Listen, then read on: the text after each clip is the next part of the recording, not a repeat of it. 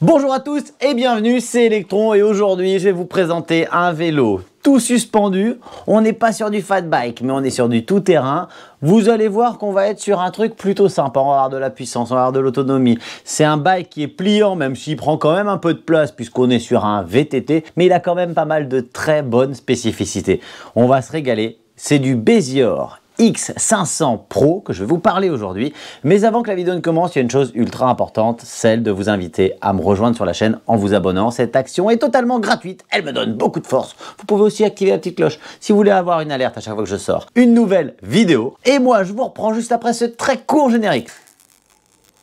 Je vous avais promis, le générique est très court. Le carton qui est là derrière moi est dans un état irréprochable. Le bike, il est méga bien emballé, il est dans du polystyrène et surtout à côté de lui, je vais trouver une très grosse box avec dans cette dernière un jeu de pédales, une pompe pour faire la pression des pneumatiques, un jeu de clés BTR de bonne qualité, une clé de 15 de bonne qualité également, un antivol pour garder son vélo à vue, la petite sonnette vraiment basique, un manuel du bike avec une partie assez épaisse en français, un catalogue des produits Bezior et un multi-outil. Ce que je vous propose tout de suite, c'est de faire disparaître le carton et de vous présenter le X500 Pro. Petite précision, je ne vous l'ai pas dit, mais dans le carton, on avait bien entendu un chargeur en 54,6 volts, 3 ampères-heure.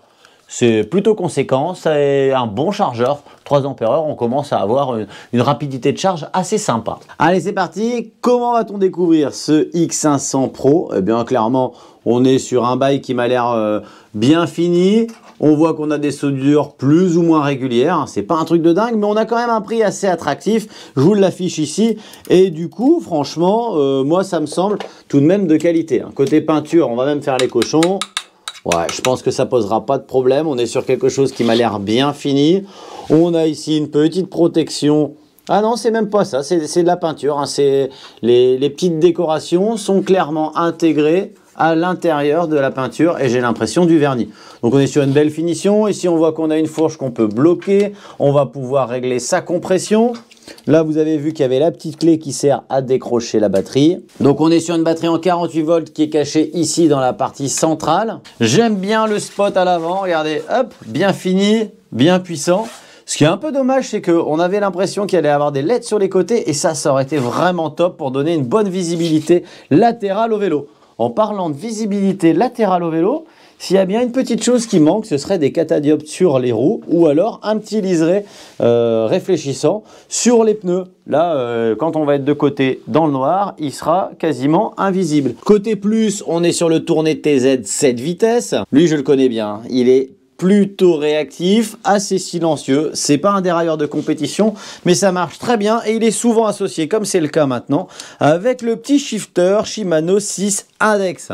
Mais du coup, on se retrouve au niveau du guidon. Au niveau du guidon, on a un guidon très droit. On a un accélérateur qu'il faudra démonter puisque c'est interdit ou il faudra le désactiver. On a un gros display patelassé au centre avec niveau de batterie, vitesse instantanée, les modes engagés. D'ailleurs, on en a 4 avec celui éteint.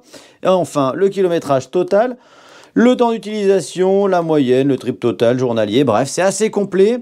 On a une belle finition ici au niveau du support de guidon. Les poignées, c'est du basique, ça fait même un petit peu plastique. La selle, elle va être plutôt confort. D'origine, on a des garde-boue. Alors, le roseau plie mais ne rompt pas. On est sur des garde-boue plutôt souples. Ce qui va être très intéressant ici, c'est qu'on a vu qu'on avait une fourche à l'avant et on a tout un bras à l'arrière suspendu ici avec ce petit amortisseur bien sympa. Et ce qui va être très intéressant sur ce vélo, regardez, les jantes sont très belles, c'est du 3 bâtons et à l'intérieur de la roue arrière, on va avoir un moteur de 500 watts en 48 volts. On devrait avoir pas mal de puissance pour sécuriser les rides. Regardez, frein à disque à l'arrière. Frein à disque à l'avant, on est sur des disques en 160 mm, freinés par des étriers monopistons à câble. Je vais rajouter quelques chiffres sans être trop barbant. On a une autonomie annoncée de 100 km, la batterie qui est ici, 48 volts, 10,4 ampères-heure. Le vélo d'origine, il est bridé à 25 km/h. Je vais même vous montrer un petit tuto pour le débrider, mais ça c'est uniquement si vous avez une route privée. J'appuie sur le bouton en haut et en bas en même temps. Ici, je vais aller chercher, regardez bien, en appuyant sur le bouton M, le P8. Et sur le P8, eh bien ici, je vais pouvoir monter la vitesse max. Alors avec un moteur de 500 watts, ça m'étonnerait qu'on dépasse le 45-50 km/h. Mais vous voyez qu'on va pouvoir monter cette donnée jusque 100. Pour valider la donnée, j'appuie sur les deux boutons. Ça me fait ressortir dans le menu principal. Et pour activer et désactiver l'accélérateur, ici sur le P9, regardez, quand je suis sur 0, on a l'accélérateur qui marche. Et si je viens mettre sur 1, on n'a plus d'accélérateur. Alors, on dit vélo pliant, du coup, je vous montre quand même à quoi ça ressemble. Déjà, pour un vélo pliant, on n'a pas de pédale pliante et ça, c'est un peu dommage. On va seulement pouvoir plier le vélo en deux. Donc, l'intérêt, c'est quand vous allez faire des petites séances, des petits tours de forêt, des petits tours de VTT, eh bien, vous allez avoir la possibilité de tout simplement casser le cadre en deux. Voilà, du coup, le côté plié, ça donne ça. C'est pas un vélo portable pour autant, c'est juste la possibilité, si vous n'avez pas un grand break, de mettre votre vélo dans le coffre de votre voiture quand même. On n'a pas de système qui maintient le pliage. Maintenant, quand il est plié, il prend pas trop de place. Ça peut aussi permettre, si vous avez un coin de garage pour mettre le vélo, de le mettre. Vous voyez qu'on n'a pas un vélo qui a la capacité de plier le guidon. La roue avant, on peut la démonter comme sur un vélo classique. L'avantage, c'est que ça va vite. Et voilà, c'est une petite particularité. Moi, je pense surtout que ça sert à verrouiller la batterie, à y avoir accès. Quand on verrouille le tout, voilà, ça semble plutôt solide. On est sur un cadre suspendu, on va voir, mais ça me paraît bien rigide à l'arrière. On a quand même un petit peu de suspension. À l'avant, ça a l'air de faire largement le taf. Et bien, ce que je vous propose maintenant, c'est d'aller faire un tour en extérieur. Bon, c'est l'été du Nord, hein. Ça commence sous la pluie. Ce que je vous propose, c'est un petit test accélération. Allez, 3, 2, 1, on est parti. Le moteur réagit très vite et je suis déjà à 25 km/h. Alors la position sur le bike, elle est plutôt sympa. On est sur un truc plutôt rigide, hein. Les amortisseurs sont là, mais ils sont plutôt durs. Donc on n'est pas sur un truc en chewing-gum. J'ai pas de jeu, ça claque pas. C'est tout neuf et ça freine déjà. On va faire le test freinage dans la foulée, hein. Allez, je relance le bike à 25 km/h. Test freinage, 3, 2, 1. Oh. Bon, ça va freiner fort. C'est du câble, mais clairement assez réactif. Il y a une question que je me pose aussi, c'est la réactivité du moteur quand on met le coup de pédale. Je vais vous montrer ça. On est à un petit peu plus du quart de tour de pédale. Quand on met le mode 0, on a l'accélérateur poignet qui fonctionne. Par contre, on n'a pas l'assistance si on ne touche pas l'accélérateur. En mode 2, en mode 3, je vais avoir l'assistance qui va être jumelée au tour de pédale. Alors, il y a énormément de réglages qu'on peut faire puisqu'on a environ 20 programmes sur lesquels on peut intervenir pour changer de miles en km/h, pour changer plein de choses en fait. Donc, il y en a beaucoup. On a vu qu'on pouvait régler de 0 à 100% la puissance. Donc voilà, je sens que le display, il est ultra complet. J'avais feuilleté vite fait la notice, j'ai pas trouvé où est-ce qu'on pouvait faire tous ces réglages, s'il y avait un régulateur, s'il y avait tout ça. Il n'y a pas de Bluetooth, mais on est sur un truc super complet. Et j'ai failli oublier de vous parler de la vitesse max. On a une vitesse max à 45 km/h. L'accélération est constante, c'est linéaire. Vraiment, on est sur un truc très très polyvalent. Alors la position sur le bike, elle est agréable. On n'est pas trop sur l'avant, pas trop sur l'arrière. Moi, je fais 1,73 m. Je pense qu'on pourrait mesurer jusqu'à 1,95 m. Après, le cadre, il est pas immense, hein. Je suis sur une taille M, hein, standard.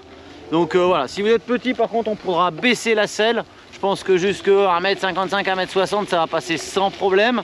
Ce que j'aime beaucoup, c'est le couple. Regardez, là, j'attaque une montée. Ça pose aucun souci. On va tester aussi la suspension. Bon, j'ai fait des petits tests de franchissement. Ça passe, hein, on est sur un vélo suspendu plutôt ferme. Faudra pas abuser. Mais voilà, on a des petites capacités. Ça va être un vélo rando. Si on tire un peu fort, qu'on fait un peu les cochons avec des trottoirs, des bordures, on a un petit claquement à l'avant, mais ça c'est dû, je sais pas si vous l'entendez, au garde-boue qui va claquer. Quand on est en mode chemin, bon, c'est un régal, il n'y a rien à dire. On est sur un guidon ni large ni court. Donc ça pose pas de problème pour se faufiler dans la forêt. Le petit accélérateur en mode 0, ça permet de se dépanner, d'avoir une accélération et une assistance immédiate. Franchement, regardez, si on attaque un peu, on a des pneus qui tiennent bien la route. Franchement, c'est assez rigolo. Allez, ben j'ai pas réussi à monter des escaliers avec. On n'est pas sur un vélo de compétition, mais dans l'ensemble, on est sur un truc plutôt rigolo. Allez, on va faire un petit passage très compliqué. Je trouve toujours des spots plus sympas les uns que les autres. Ça permet de tester les amortisseurs, la fourche. Et clairement, j'ai aucun retour au niveau des lombaires, du bas du dos. Ça claque pas du tout. C'est plutôt cool. Et du coup, ce vélo, eh ben, il va être destiné à ceux qui veulent faire du vélo taf, mais plutôt confort. On va pouvoir prendre des chemins. De temps en temps, on va pouvoir faire un petit peu de VTT. Mais clairement, si vous vous abusez en mode VTT, bordure marche, et que vous faites ça tous les jours, c'est pas un vélo de compétition, vous aurez forcément de l'entretien à faire. Le petit point négatif que j'aurais à lui apporter, il n'y en a pas des masses. Si, bah, du coup que j'ai pas compris bien tous les fonctionnements du display, mais on va les trouver. Ça, j'en ai nul doute. Un gros point négatif, encore une fois, sur un vélo électrique, les gars, mettez-moi une lumière à l'arrière, s'il vous plaît. Les points forts, on a de la puissance. Pour un système de frein à câble, on a une très bonne réactivité des freins, on se sent bien en sécurité. Le cadre est dynamique, la position, la largeur du guidon, tout ça c'est très sympa. Le fait d'avoir un petit accélérateur, je vous rappelle que c'est interdit, mais ça permet de s'économiser si on a des petits problèmes de genoux, des trucs comme ça. Et bien du coup ça en fait un super bike. Ce que j'aime surtout sur ce vélo, c'est son look. Franchement, dites-moi en commentaire ce que vous en pensez. Il y a plusieurs coloris disponibles. Je vous mettrai de toute façon le lien qui va bien en description. Vous pourrez aller check les différentes couleurs, le prix. Si j'ai oublié des spécificités sur ce vélo, parce qu'aujourd'hui j'avoue je suis un peu course parce que là on a du temps blanc, mais de l'autre côté c'est très très noir et d'ici peu il va pleuvoir. Je sais plus son poids, mais je vais vous l'indiquer ici. Et bien voilà, c'est déjà la fin de la vidéo. On a encore passé un super moment. Merci à vous, vous êtes vraiment les meilleurs. Merci d'être de plus en plus nombreux sur la chaîne. Moi je vous dis à bientôt et surtout bon ride.